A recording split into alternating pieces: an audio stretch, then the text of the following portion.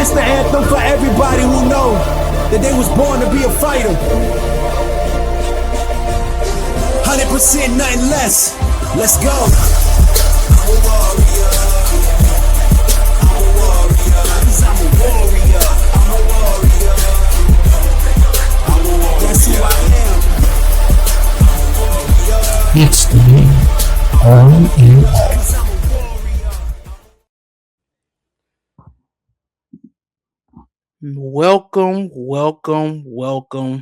Welcome. It's your boy E back on the mic, and this is not off the record. This is the game on and off. Man, it's been a long time coming. I know a lot of people asked me when a podcast was going to come back, and the time finally felt right. I'm together. I'm happy to be back. But of course, I'm never going to come empty handed. There's always somebody I have to bring into the picture. The guest we have today is none other than Ashley Lovelace. She's a Southern University alum. She's a Temple University alum. She's an Emmy Award winning journalist on The Hidden Sport. She also recently worked as a red carpet correspondent for the Emmys, and she has had opportunities with the NFL, Dream Foundation, ESPN, Ad Magic, BSBA, and Florida Citrus Sports. And if you're wondering about her sports background, well, she is a lifelong fan of the Denver Broncos. And of course, it sounds like our guest is indeed, in fact, ready. What's going on, everybody? I'm so happy to be here. What's going on, bro? I'm so happy to be back. Thank you for giving me the call once again. I appreciate you because you don't have to, but I'm always down to have a great conversation with my baby bro. Of course, Ash. I mean, I'm gonna give you a little bit of a backstory as we take a trip down memory lane. Come on. Me and Ash, we were colleagues, of course, but now we have, that's like brother and sister right now. We met at Southern University. I never forget the first day I had my first encounter where she was like, "Hey, do you need someone to work the football game?" She said, and I say, "Yes, I do. I'll write it. You sure you want to write? Like, are you joking with me right now? I'll write it." I say, "Well, come on, bet." All right, so what's the level? She was so motivated from the beginning, and as the years went by, the more and more I learned about her, the more she learned about me, and we'd had many experiences together, often working on some of the same opportunities. Yeah. And the rest is history. Ash, tell the people a little bit about yourself. I am a Jersey girl. I am from New Jersey, born and bred, proud New Jerseyan, and I'm from a small town in Morristown, New Jersey. And I went to Southern University, the best USU, after a period of time away from school. And I kind of had this thing in my brain where I was just going to go to class, do my work, graduate, and then go on. But if anybody's ever been to a HBCU, you can't just skate by, you can't just fly by, you dive in head first. And that's exactly what I did. And along the way of me diving in head first, I met some of the greatest people, Eric being one of those people that was just so open to not just give other people opportunities, but to learn as well. And watching your growth has been amazing. I'm so proud of you and everything that you're doing. This is amazing. And to hit those milestones, not just watching you do it, but being able to do it with you has been probably one of the biggest joys of my life. We started off the record together. He said, "Sis, I need somebody to do it with me." He said he needed a co-host. I said, "Anything for you." And that took off and is now its own light and has been given to the next group of students behind us that are doing a great job at Southern with that. And I just got my master's. You're getting ready to have your master's. Yes. Like, it's just, I love the forward progression of it. It makes me happy. And if I don't say this, one of the things that I'm also going to bring up, she say I was willing to learn and I was so open, and part of my open ability, she could tell you, at the time she came into that office, I wasn't first year as a sports editor, sophomore year, young person, however, open minded. I took over a sports group that only had 4 people, with myself included, Yep. and 3 were women, and I had to make it work. But granted, I never slighted them. I always was there for them. I always was willing to give them opportunities because I genuinely never want to slight them, and I always wanted them to feel they had a platform. And that's why I'm here today. And funny thing that you say, be on the lookout come Sunday for the full publishing of my final project, which is the evolution of women working in sports from the first Olympics to where we are now. I love that. I hope you guys enjoy it. But this is a sports podcast, and I think we're ready to get into it. Let's get to it. New York Knicks, as you can tell, they won the NBA final for the first time since 1973. I'm just putting it out there. I have my parents was born before the Knicks last won a championship. Yeah, mine too, actually. Yeah, so Yeah. they were born. They went 16-3 in the playoffs, and I don't know, as this felt different. I don't watch many championship celebrations. I done saw many people win their first championship and what they're like. But this felt different probably than I've ever seen in sports since I've been watching it. Yeah. The Knicks have never, the way how they party, and me growing up, I've never seen so much passion, so many tears that you can tell they've been wanting this for a long time. And the way how that championship played, we can go into the analytics of, the Spurs blew so many games. They're inexperienced, but what nobody can't take from the New York Knicks and Jalen Brunson and Carlton, they wanted this badly. It was a passion. It was within them, and he went out there and fought hard on the court. Yeah. I think what was so special about this game, and a lot of people have been saying that the New York Knicks have become, in this run, have become like America's team.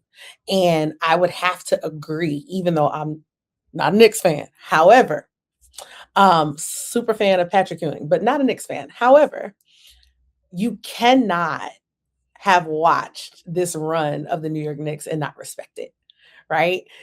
With the stories behind some of these players. Jalen Brunson came to the Knicks, took a pay cut because he said, I need you to build me a team. I need you to give me some help. They got him some help.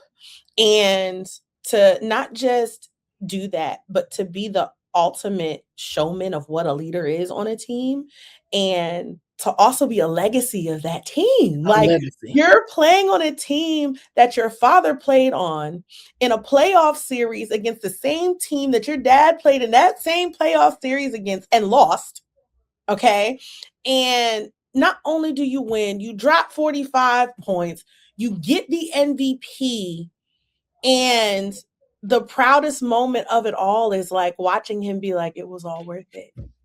It was beautiful. Like, I was brought to tears watching that, because to even look at Karl Anthony Towns and the loss of his mother and the symbolism in so much that he had been dealing with through this entire process, and having that win, and for him to be able to recognize, like, oh, my mama got the best seat in the house, and I know she's proud of me. Like, that to me is what makes wins like this so memorable, on top of the fact that y'all had Mom Donnie out here pulling all the strings for y'all. I love it. I'm just saying, like, and I'm happy you brought it up, like with Karl Anthony Towns, when he was like, that's the part that really stuck deep within, because let's just be honest, to the fellas, we all know how we feel about our mamas. That's just bottom line. We know how that feels. And when he said, "Mama, thank you," that sent something through me. That touched me personally, because I'm like, because it's like I genuinely felt that from deep within. Like, I can only imagine his journey, and to finally have it pay off, that means, I know that meant the world to him. And as you were there, I saw some TikTok videos when the clock hit 0 and the Knicks were champions. I heard them celebrating all the way from across the river. Listen. It wasn't even just a championship game. That entire playoff run was watching New York City be like New York at New Year's Eve time for that entire duration. There was so much pride in the city. Everybody was so excited outside of the one game that the fans couldn't be at the watch parties for. We're gonna bypass that. That they couldn't be at the that they couldn't be at the watch parties for, so they didn't have that um fan base and the energy that I feel like they actually needed, which I think aided to their loss, but was not fully responsible for their loss because I do think that playing wise, the Knicks could have showed up better in that specific game. However, watching a city so close, like the last time I've seen a city be that electric was when the Philadelphia Eagles won the Super Bowl, in terms of my area where I have been at.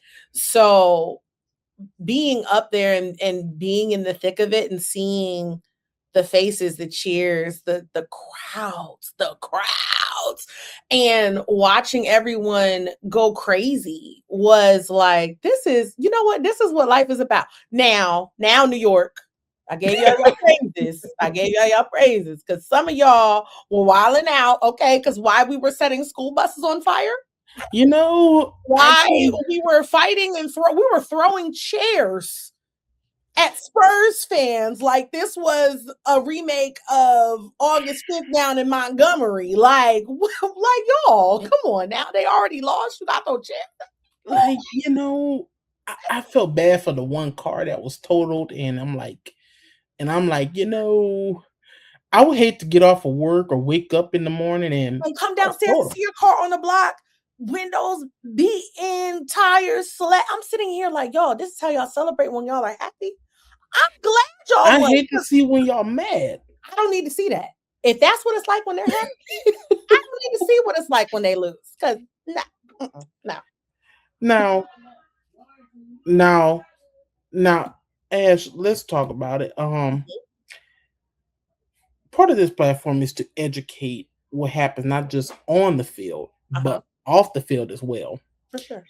And in sports, you know, a lot of people see the final result, the stats, the gameplay. Yeah. But it's a lot of hidden stuff that, as media, it's our job to step in and report on those things so that the world is educated amongst those moments. And one of the moments that we got to talk about is the World Cup. If you don't know, Argentina has been in the headlines for the wrong reasons. Yeah. And something that should be talking about an event that brings people together other than the Olympics, probably. Yeah. It's now done turned into, one can say, a very racist situation. And from banners, from players, what they're saying to other teams, to even the streamer iShowSpeed having to go through having a water bottle thrown and an alleged chant saying, "Go back to the zoo." Yeah. It's on a whole nother level. Sports, we understand the banter, the trash talk. That what makes it great. But when we get personal, we need to revisit some things. And matter of fact, I brought up iShowSpeed, and take a look at this clip. Bro, sub and hit that like a sub on 58 million. Clearly they're mad, chat.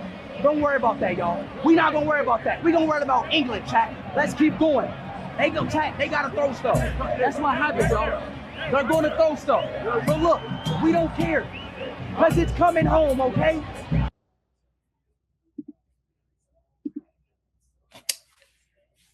Yeah. Sure. It's not what you want to see. And matter of fact, I believe Speed was paid to be there. Yeah, he was paid to be there. And it's by the way, I want to point that out. That was not the first ever incident. It's been prior incidents to that. Yeah, I think what is so upsetting to me as somebody who's played soccer for 11 years of her life. And I'm dating myself, y'all. So don't be talking about my age out there, okay? But one of my favorite soccer players, two of my favorite soccer players, Mia Hamm, Brandy Chastain, if we're talking on the women's sport things, because I am for women and women in sports. Now, watching them win a World Cup and Brandy get chastised for taking her shirt off, right? And having her sports bra be shown. And that was a whole scandal because, like, oh my gosh, you're a woman when men celebrate like this every single day. But to know that FIFA has this history of racial discourse, right? That a lot of people don't know about. And I think specifically in our HBCU community that we've come from and we've grown from, a lot of people don't talk about soccer, aka the real football. You know what I mean? Or I should say the real football, aka soccer. It doesn't get talked about a lot, but Argentina is a country historically that has been able to practically clear out majority of their Afro diasporan population of the country. And to know that the racial disparities within Argentina so much is so vast that other Latin nations and populations, they don't get along with Argentina, to be nice about it. They don't claim Argentina. And to watch some of these games and watch the fan bases, like, it's not even just the players on the field, but to know that your organization of FIFA has rules in place so that people don't use racial things. Like, you're not supposed to hold banners up with political language of anything of sort. Like, there's a rule saying that you can't cover your mouth when you're talking to other players because players would say racial comments to other players and cover their mouths. And if it's not on camera, there's no proof. You can't be held accountable for it. But I think of other entities like the NBA, the NFL, stuff that we have specifically in America, where you will see fans interact with players and they say crazy things to them, and security come grab and snatch them out and get them out the stadium. Where I'm watching on live television players not receive red cards for racial comments. I'm seeing fans not be taken out for not just racial comments, but physical violence. Like, you're throwing bottles at a streamer who was invited to be there by said organization to show culturally what the World Cup is. Like, soccer is the only sport that touches all 7 continents. All 7 continents. Literally. Okay? The only sport that traditionally touches all 4 continents. And so you have something that's literally supposed to bring everybody together. It's supposed to be, yes, a battle of the best. Yes, it's country versus country. And what it has vastly shown me is that it doesn't matter what your nationality is. If you are Black and brown in these countries, you still have an uphill battle to climb. And it's disheartening because sports are supposed to be the one thing in life that brings everybody together, no matter what language you speak, no matter what country you're from, no matter what color your skin color is. Like, it's supposed to be something that brings us together. Yeah. And I'm seeing so much adversity and it sucks. And so you're seeing this team where they're like, oh, Messi's the best player in Argentina. And he's not even the best player on the team. That's the gag. However, but to know that they had the easiest road to the World Cup final, where they didn't play anybody in the top 15. They did. First coming into this, they excuse me? What? So now they're in the final this Sunday against Spain.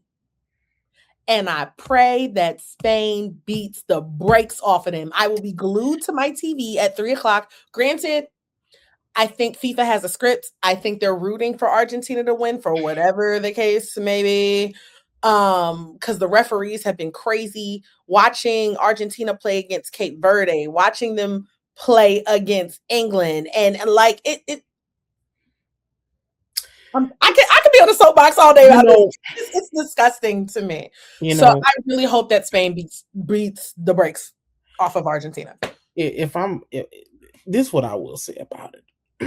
In terms of Argentina, I want to announce my only connection I have towards you, and I want you to listen very closely. It was 10th grade year at Donaldsonville High School, and my teacher, and my Spanish teacher was from Argentina, and that's all you need to know there. Nothing more, nothing less. Who I want to win, it's clearly Spain. Yeah. It's clearly Spain. Yeah. Now, in terms of regards to the situation, now this is what I will say. It's important to talk about these topics because a lot of people feel that racism is just an American issue. No. This is a global thing. Yeah. This is a global thing. You are a target. Anywhere you go and you have black or brown skin. Yeah. Bottom line. And it's an unfortunate thing to say. It's an unfortunate thing. That's the reality that we live in. Mm-hmm. And what makes it even more thing, like she says, it shouldn't be personal. Sports is what brings people together. Don't get me wrong. The rivalries, the trash talk, it's all the things that made me love sport, that made me want to report on sports. I love trash talk. I'll trash talk right now. I ask my friend Cam, when the Saints and the Falcons play, we go back and forth all the time. Listen, but it's never. Can't nobody tell me about nothing about me and my Broncos. I don't care. But at the end of the day, it's never going to get to the personal level where we are literally talking about degrading a human being. There's no room for sports.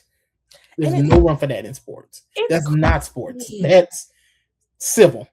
It's really insane because it's like, why is it only okay for Black and brown people to be excited, accepted, or praised when they're only in the space for entertainment purposes?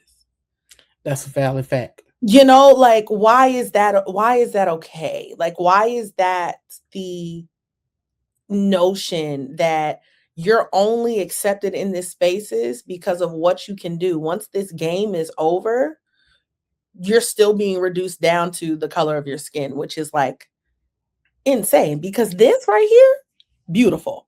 There would never be another day that I would ever choose to be Black. No. I could not imagine not having melanin. I could not imagine not waking up looking like this. It's beautiful. And I feel like Black and brown people are such a resilient type of people where it's like, we just want to be left alone and we want to do the things that we love to do. That's like, it. Let the boys play. Let them play. Like, why is there all this uproar? Like, why politics in sports? Like, come on, man. Why? Like, for what? I just want to say something else. If y'all don't know, first of all, to the younger generation, let me say something to us. They can do anything, they can say anything, but what they can't take away, we happen to be, I think, the most educated. Yes. The most educated. Yes. The kids gonna be all right. I'm gonna be all right. The kids gonna be all right. I don't know about thing, but my sister, she got a master's degree, and how about us being the top 4% of having a master's? I'm just saying. You just got to point that out. You in top 4 because you're a Black man. 92 percentile of the most educated demographic in America. Like, we have so much to be proud of. But what I think I love so much about Black culture is that even though the world doesn't, or I should say, should find spaces and places to degrade us, we still find time and space to wrap and embrace every single other individual, every other type of culture, every other type of person. It's just like we all family, right? And I think that is something I will forever love about Black culture, is that we have no problem dapping somebody up and keep it pushing, even if we agree to disagree. And that is something that I will always hold as the highest space of showmanship, because these black and brown players at the end of the game, they line up to shake hands, and even though they've been degraded for a full game, they still reach their hand out to shake the player's hand and say good game at the end of the game, even if it wasn't a good game. And Correct. people refuse to even touch them. That's correct. Like, I don't think people understand the stuff we actually let roll off our backs. It's crazy. But speaking of need to let some things roll off their backs, this player has made headlines as well. Oh, Lord. Since draft night. Well, no, not since draft night. I'm sorry. Take that back. Since her Iowa days. Come on. Iowa days. Come on. Take it back. She was known for her 3-point shot in the, not necessarily the action, but the distance of her 3-point shots. Caitlin Clark. Let's talk about it. Caitlin Clark sits up here and says, I'm tired of looking at the press conferences and hearing, they should have called that. They shouldn't call it. They should. How could you miss that? I could have got her. To the point where it's to the extent where people are saying racially motivated. People want to be oppressed so bad. Like, Ash, people want to be oppressed. I'm going to go to you because, granted, you follow the NBA just from the fact of the matter of you have the advantage of watching NBA long and I have because of a birth year situation. Granted, you were to see the Houston Comets, which, by the way, was one of the greatest teams ever. Maybe the greatest team ever. Listen, what? When it comes to the W has my heart. I remember being taken to Madison Square Garden when the New York Liberty was playing at Madison Square Garden back in the day, which they are now. For a brief period of time, they weren't playing at Madison Square Garden because of numbers, money, right? This is no secret. The world knows this. And chanting the New York Liberty chant back when they didn't have Ellie, right? Their mascot. No, there wasn't no Ellie. The mascot wasn't there. It was. I'm dating myself once again. Y'all don't be talking about me in the comments, okay? Now, but I grew up also a Houston Comets fan back when our core four wasn't the core four of Love Island ladies, but it was Cynthia Cooper, Tina Thompson, Kim Perot, Cheryl Swoops. That was my core four ladies, okay? Now, and that was, before she, unfortunately, Kim Perot, she passed away due to cancer. And but watching the greats, right? People like Dawn Staley and play for the Sparks and Rebecca Lobo and Tina Thompson, and watching the friendship between not Tina Thompson, Lisa Leslie and Kobe, and seeing how they were, and watching Cheryl Miller, who went from playing in the WNBA to commentating on the WNBA, and that's where I come from. Okay, so this is frustrating to me because I said this when Caitlin Clark was playing at Iowa. Phenomenal ball player. Still is a phenomenal ball player. Absolutely. I will not take that away from her at all. Okay. I'm not. However, what has remained consistent is her piss poor attitude. She had an attitude at Iowa. She's got it now. And it's like a chip on her shoulder. Like she got too much dip on her chip. And I'm like, sister girl, like this is not a racial disparity, okay? Because when you look at the NBA, I will call out one of my favorites. Shaquille O'Neal was great for playing like he got fouled when he didn't get fouled. Every time he stand on the court, getting knocked down, acting like somebody fouled you. Nobody fouled you, dog. You at the top of the paint. You're not at the top of the paint. You're at the bottom of the paint. You hacking people under the basket. Like, please, let's see with it. I studied my Lakers. I'm a huge Lakers fan. Studied my Lakers from A to Z, and I can attest to that. That's very valid. Like, it's a part of the game, right? In order to get the charge foul, okay, you got to plant your feet and you gotta act like somebody hit you. That's how you get That's the how it foul. goes. This is nothing new. Like, we all know this, but Caitlin Clark is becoming a brat in the WNBA. And I hate to say that. I hate to say that, but it bothers me so much because why are you complaining? Who do you know could cuss out a ref for not calling a foul that didn't even I happen would say and we're not, not giving and not be a technical ejections. foul? We're not giving ejections.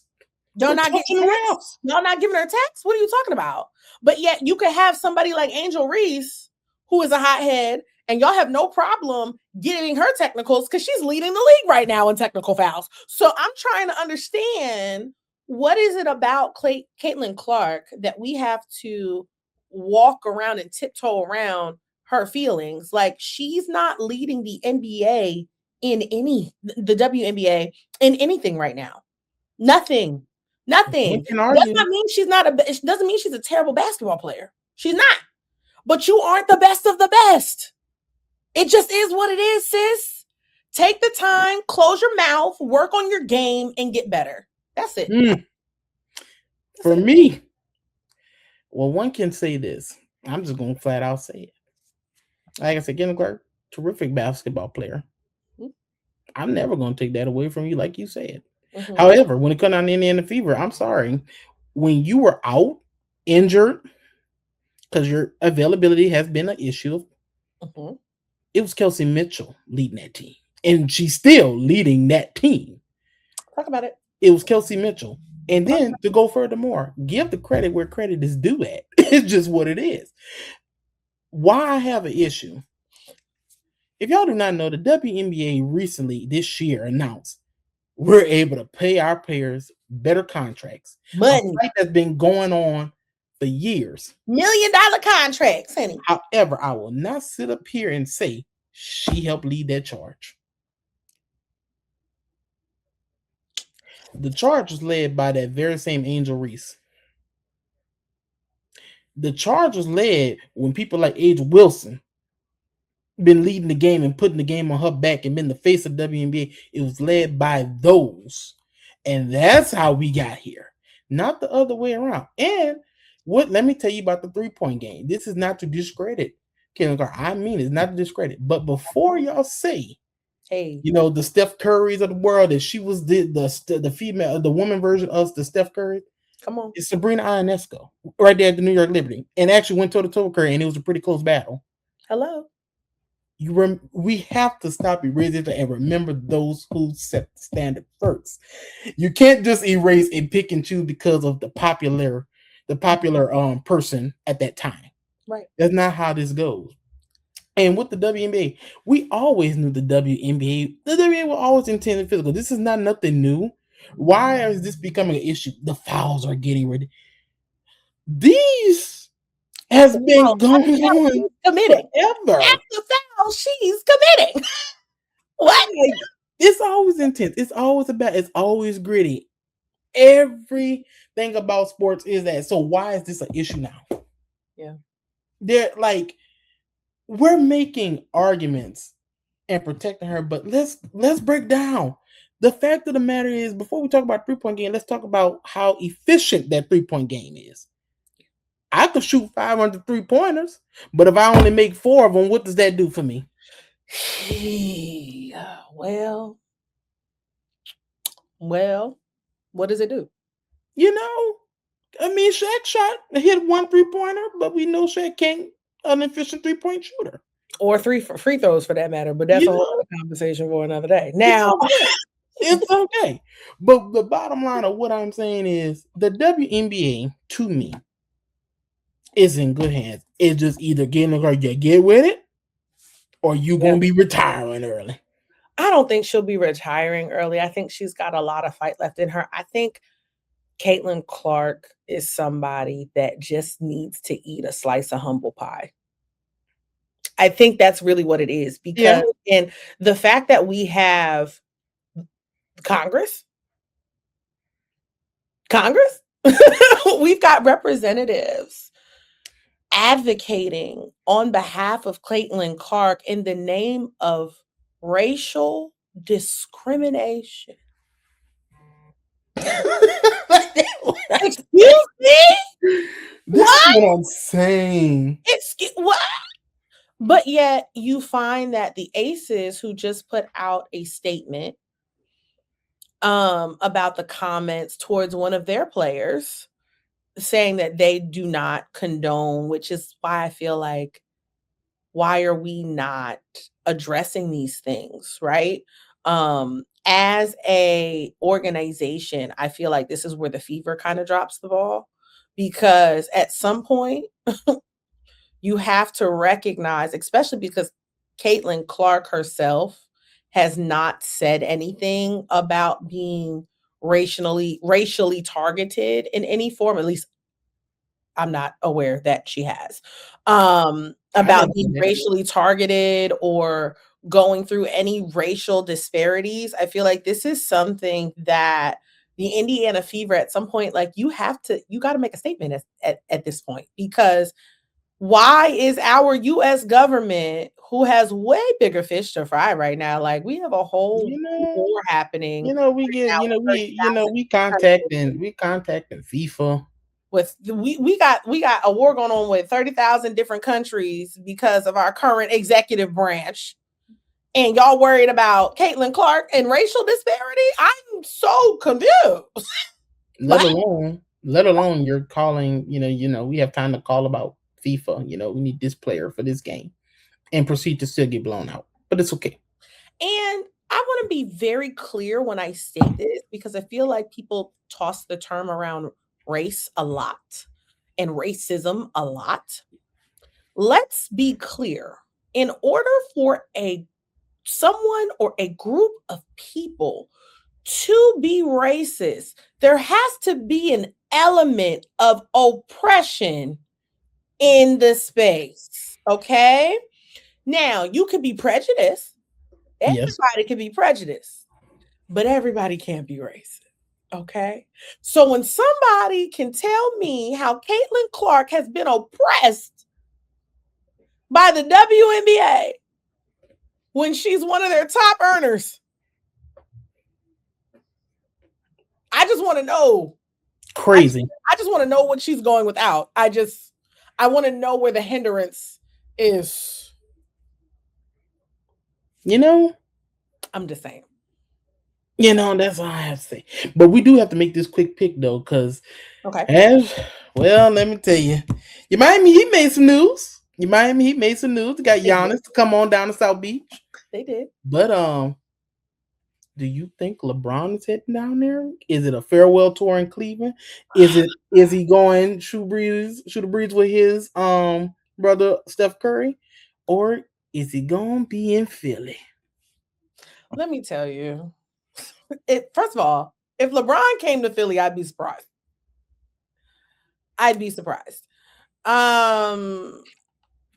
I would like to see LeBron go back to Cleveland as a farewell tour, because I feel I just like the idea of a full circle story. Yeah. I'm surprised he's not finishing with his son. Like that to me is something that's never been done before, which I feel like would be cool. And I feel like LeBron likes to be a man of firsts.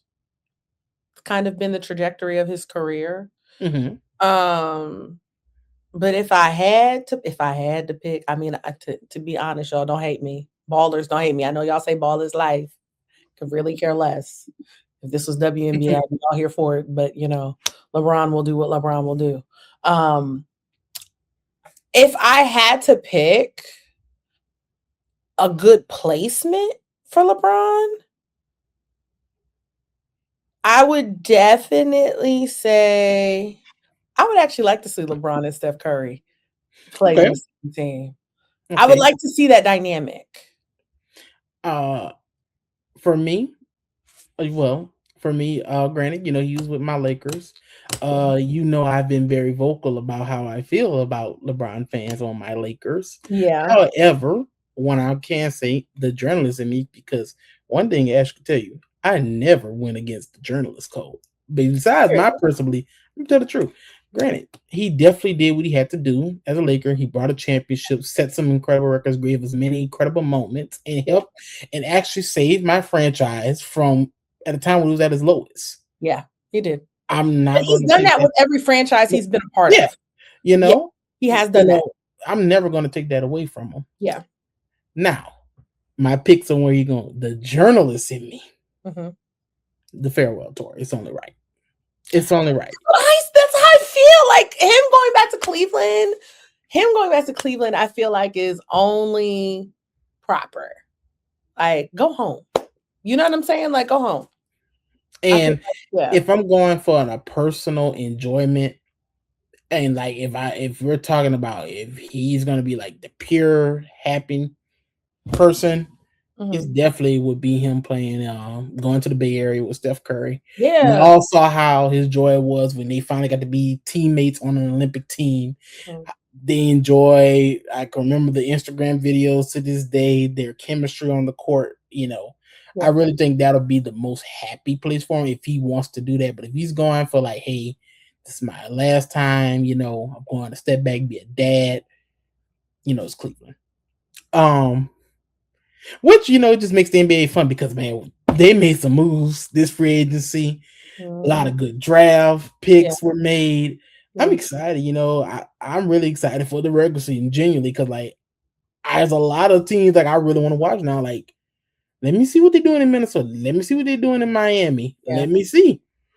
But you know us. We ain't never going to let the show go out without talking about SU. Listen, let's talk about the Bluff. We've got a whole lot going on. A whole lot going on. Way too much going on at the Bluff, okay? Before we even get started into breaking down this schedule, first time me and Ash can ever say this. Preseason, the official, now there was chatter about we could have been last, might have been fifth, but the official, we always go by the official preseason poll. We're predicted to finish fifth in the West. Okay. That's that. Now, what has changed about SU from then and now? Well, last year we were 2-10. A lot has changed. We were 2-10. Yep. We started the season off with Terrence Graves. Fortunately, he was let go of his duties. Yeah. We wish him nothing but the best, great person, nothing but respect for Coach Graves. Yeah, we love Coach. However, a change was needed. And the biggest change, who would it be? Is it true? Were the rumors true? Are we going to get Marshall Faulk? And we landed Marshall Faulk. Yep. Yes, we did. We saw a whole new coaching staff. A whole new coaching staff. We ended up keeping on, I think, one or two. I think McNair. From the original. We did keep McNair and we kept Ricky, I believe, as well. Yeah. But everybody else is a new coach. So yeah. The recruiting, let's talk about that part. Okay, so we are like one of a lot of, and this isn't at SU. I feel like ever since NIL and the portal became a cluster crack of things, I could talk about that for hours and days too. But and the students using the portal as a means of where they can go to get more money, of course.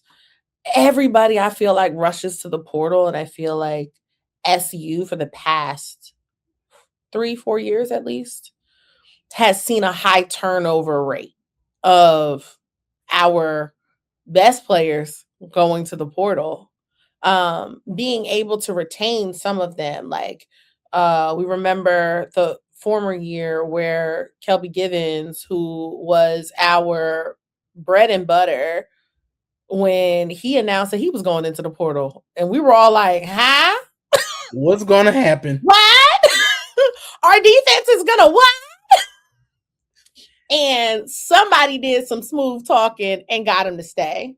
But this roster of players on paper, to me, is arguably the best recruiting class that we've had in a long time.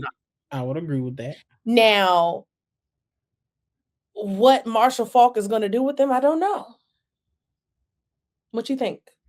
Now I know. Well, one, I love the trenches. I'm a keep on. I've been, I'm here to rep for the old linemen, and I was happy to see some old linemen come through. Oh my God, some big boys on the field, please! Like I've been asking for years. Give me I've been waiting on this moment for a long time. Yeah, for a long time. Yeah, Marshall Faulk will have something to say about that running game for sure. Of course. He's gonna have something to say about that. Of course. We're running a go-go style offense. If Cage thinks so, granted, expect a lot of more spread, expect a lot of RPOs. You're gonna see a variety. It's not gonna be your traditional dive with the occasional deep shot play that we've been accustomed to seeing the last couple of years. It's not gonna be that. Mm-hmm. But there are a few games I look at on the schedule and I'm like, it's a test. So let's start with the first four. You have Alabama State, Kentucky State, Houston, and Louisiana Christian. Now, the first quarter, I'm be honest, not the biggest fan of. For sure, definitely. But if there's one I'm just not the biggest fan of, is the Louisiana Christian game, because it's just, how do I say this? I don't see the benefits of that. So here's the thing. We got a whole new coaching staff, a lot of different offensive and defensive schemes for that matter, which I'm excited about because I love to see a diversified playbook, which I don't feel like we've had in the past few years.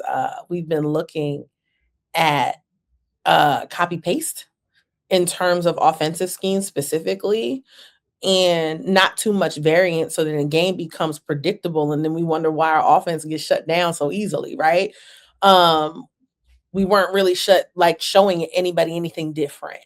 And so I am excited to kind of see the variance in gameplay that I know that we're going to get from Coach Folk.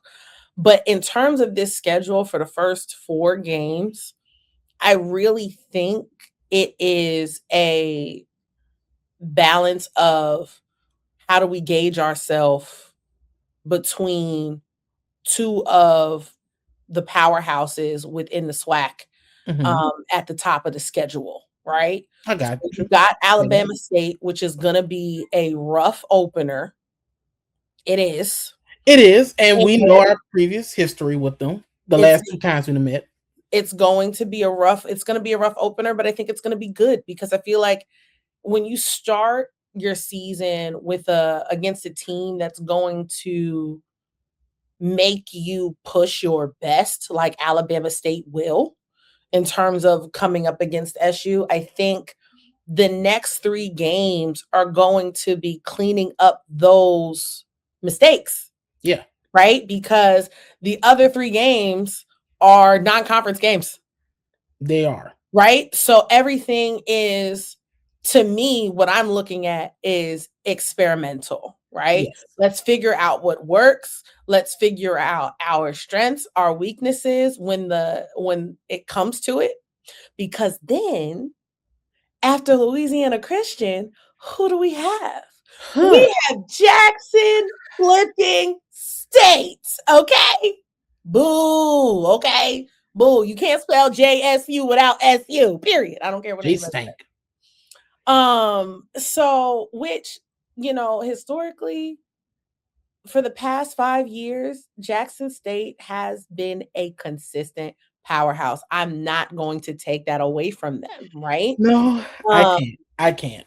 I will still continue to give that credit to Coach Sanders, who, even when he left the program better than what he received it as. And they have been able to not just maintain it, but they've been able to progress it. And I feel like that is the one thing that SU has not successfully been able to do within the last 5 years. We get new leadership, and we expect a different outcome, but the actions are the same. So you get new leadership, but they still end up doing the same thing that the last coach did. So is that not the textbook definition of insanity? That is. So I'm expecting to see some difference. I would love to see us come out on top at a Jackson State game. I feel like the only game of the season that people really care about is Bayou Classic, for real, for real. Mhm. But I don't know about you, E. I want a championship. I I want want a a championship. championship. I want to Thank ring you for back to saying the it. bluff. And I feel like the next 4 games, right? You've got Jackson State, you got UAPB, you've got Prairie View, and you've got Texas Southern. Then you got FAM and Cookman, right? So like Mhm. none of these teams, Which all beat you, by the way, last year. all of them, badly. Yeah. Badly. That's the hurtful Okay? part. Now listen, y'all, we could talk about SU But y'all because we can't. went to You SU. just don't That's work our here. school. Y'all can't talk about it. You know? Just saying. I'm just saying, you know, But we're gonna tell the truth. we will. We're gonna tell the truth every time. But between Jackson State, UAPB, Prairie View, Texas Southern, those next 4 games, right? 2 out of the 4 Mhm. have gotten to SWAC championship Yep. and Celebration Bowl. or the Celebration Bowl. That's what we're looking at. Mhm. Do you know what I mean? And so and I could be wrong. No, it was Prairie View. Yep. It was PV It was that PV. beat Jackson State. Yep. So if we're looking at literally a stepping ladder of champions, right? Because the last time SU had a championship was in 2013. Yeah. 2013. You're correct. We have 2013. appeared in some after, but we have not brought it home.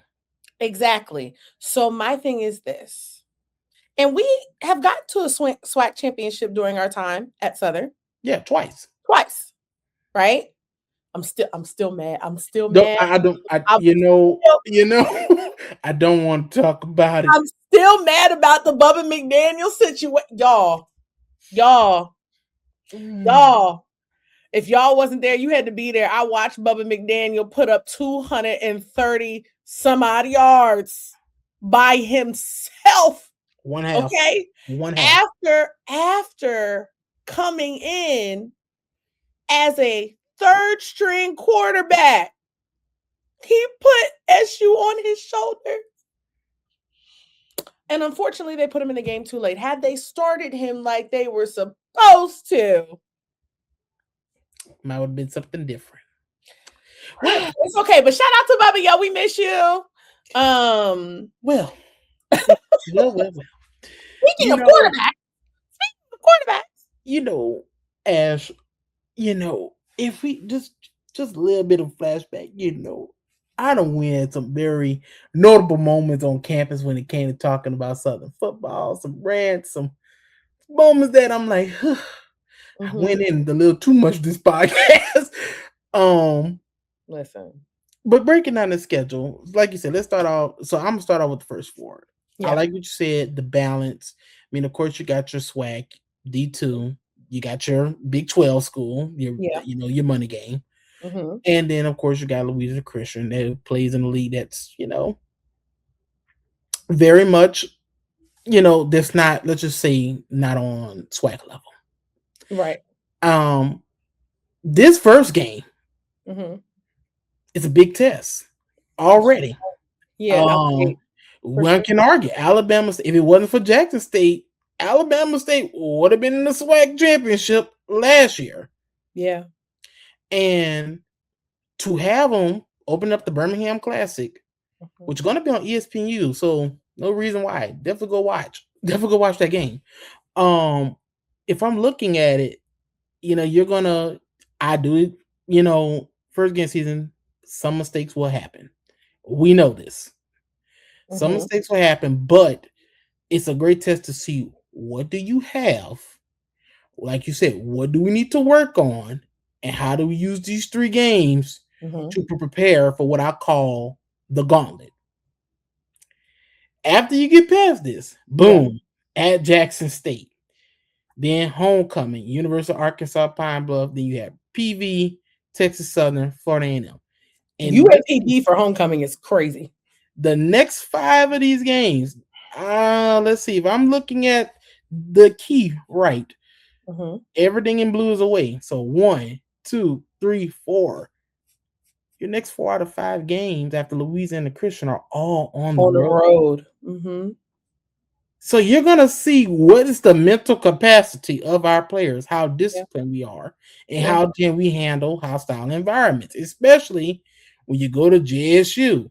I had great history there. PV, you know our history with PV. And Bragg Stadium, that don't, we always do struggle. When's the last time Jackson played at Southern? 2022? They did come last year. No, they came last year. But prior to that, I want to say it might have been 22. Oh, we were already gone. Okay. I was talking about, all right. So while we were there, yeah, I don't remember Jackson State coming to Southern. It was just probably because a lot of time we was on the road going up there to Jackson and having that long ride back home, and it probably felt that way. The trauma. You know. And then, of course, you finish out with Bethune, Alcorn, and then, of course, the Bayou Classic at the end of the year, which ground we have owned for that year. And guess what?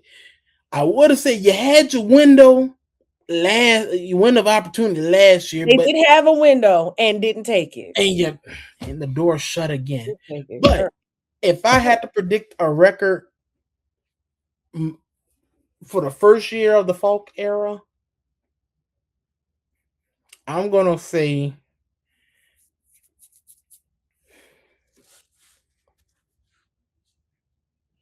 I could see a legitimate, if I believe in a coach that I believe, I'm going to say 8 wins. Okay. I'm going to say 8 wins with only because I look at the fact that first year, even though you can say, hey, PV did it, they did. They did. However, their coach had championship experience, and not like he never led no program to a championship. Yeah. Falk first time being a head coach. So there's some things I expect for him to learn on the fly as well. I can see a legitimate 8 wins for us, and I'm gonna be honest with you. I think what's gonna catch a lot of teams off guard is our new style of offense. Because let's just be honest, when you played Southern, you knew what to expect. I hate to say it that way, but it was the truth. And biggest difference, what does that defense look like? Because normally, traditionally, for the last few years, that has been defense heavy. Defense will put the offense in good position. Now, Kelby's not there no more. They got some pretty big shoes to fill. Kelby's not there. A lot of our defensive players are not there anymore. So if they can come on the table, do not be surprised if Southern is not trying to knock on the door and see.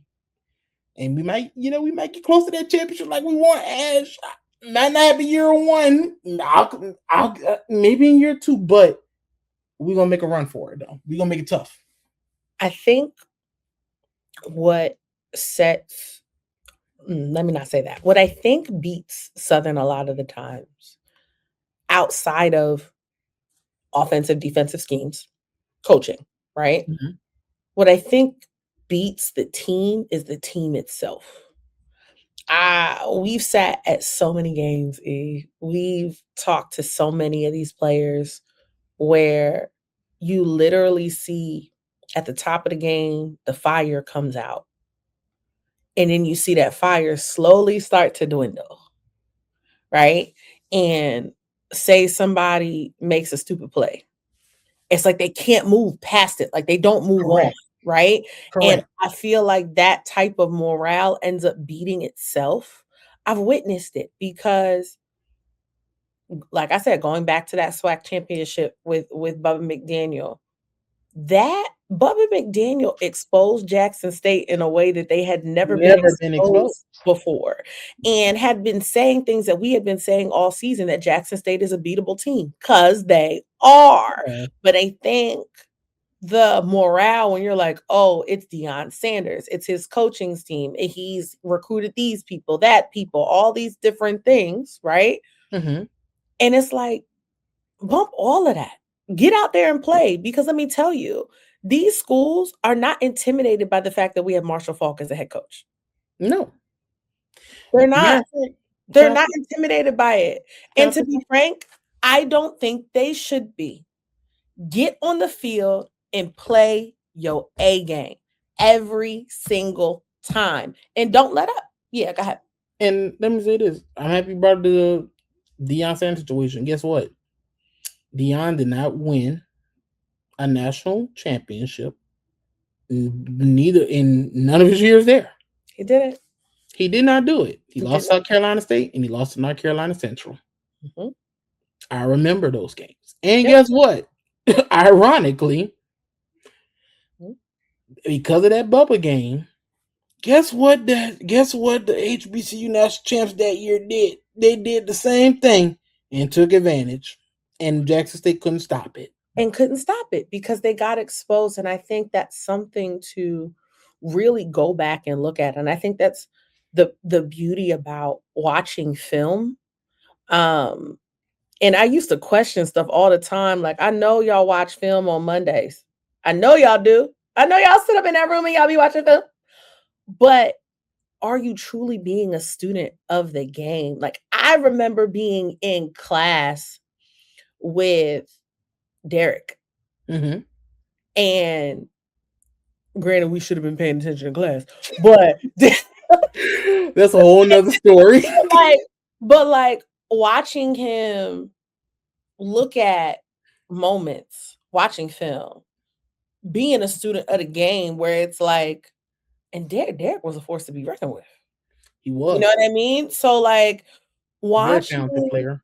watching that type of mindset, and it's like, I want that mindset to translate, because I also feel like that's why Kelby was as great as he was. He was always a student of the game, and that type of leadership needs to bleed to this Southern team in order to be successful. I feel like what Prairie View's head coach did so well was spark fire in those players. Absolutely. Like, I've watched some of the clips on TikTok via Instagram, and I'm watching this coach inspire his team. Like, he made me want to play for him. I'm not even gonna lie. You know, He made me want to play for him. Like, there's something about outside of physical excellence that you need to be a great D1 football player. It's something about being able to inspire the players to go that extra mile. And I feel like Marshall Faulk has that ability to inspire the team to do that. And I feel like that's actually a very, very big missing piece that we haven't had in some years, because the only time I've seen SU's team within the last 5 years turn up like that was for Coach Wallace. Yes, I can say that for sure. And I'm going to leave this note before we get on out of here. Rest in peace, Coach Wallace, by the way. Shout out to Sean Strong always, man. I'm going to say this before we exit the show. Mm-hmm. The biggest difference I saw between previous PV team and this PV team, the pride they had in that program was off the charts. Mm-hmm. I'm looking at Twitter where Coach is bold and saying, you may not choose my program, but don't worry. We're not worried about it all. He came with the mentality that my program, I don't care. Look, if you want to go to this program, go there. My program is still top. It's better than yours. And guess what? We're going to prove it out there on the field. Yeah. Granted, some people seem ignorant. Some people seem as cocky. But at the same time, he backed it up, though. He backed it up on the field. He did back it up. He did. He did what most people thought couldn't. Mind you, that was a team full of transfers, and he did it. Full So capacity. Full. he silenced every doubter. Mm-hmm. And I think that's the moment I'm waiting for Southern. I'm waiting for because everybody's been saying, "Oh, I ain't heard nothing from Coach Folk. What's been going on? It's been quiet. It's been so quiet. Why is it so quiet?" Do you not realize that people that work hard in silence? Just wait, okay? Let the man do what he does, because if he got time to update you on every single little thing that you want to hear about, he's not in the lab where he should be, because he's got a lot to fix. He's inheriting a program. I love my SU. I love the bluff. Protect the bluff always. But he's got a program that he's got to fix. So let the man do his work. Buy your tickets and show up. Okay? Show up to the games. Show up to the games. Because whether it's home or away, show up to the games. Because our first game being an away game is boo tomato. Yeah, tomato. I know. But come August 29th, I will be glued to ESPNU. I got to watch some Jaguar football. Listen, okay? Because once a Jag, always a Jag. Always a Jag. Period. You know? Period. But man, this has been an amazing episode. And Ash, I don't know about you, but man, that felt good to be back. I know, I missed it. Felt good to be back. Oh my gosh, missed it so much. Thank you for having me again. Anytime you call, I'm coming running. You know, as I'm just gonna fat out here and say, they're gonna be like, well, wait, hold on. Are you going to tell us please? I don't have people, please make it permanent. Please make it permanent. I don't know about permanent because life do go on. However, I can promise you this won't be the last time you see Ash. You never know. You never know. You know, if I could get it 2 times out the month, you might get 2 episodes a month. And we can get a consistent day with days worth of. Stay tuned. We're going to have, you never know. It could be off the record again, but this time it's personal. You will see me again at some point. In time. I know that much. But, all right, y'all. Come on. This the anthem for everybody who know that they was born to be a fighter.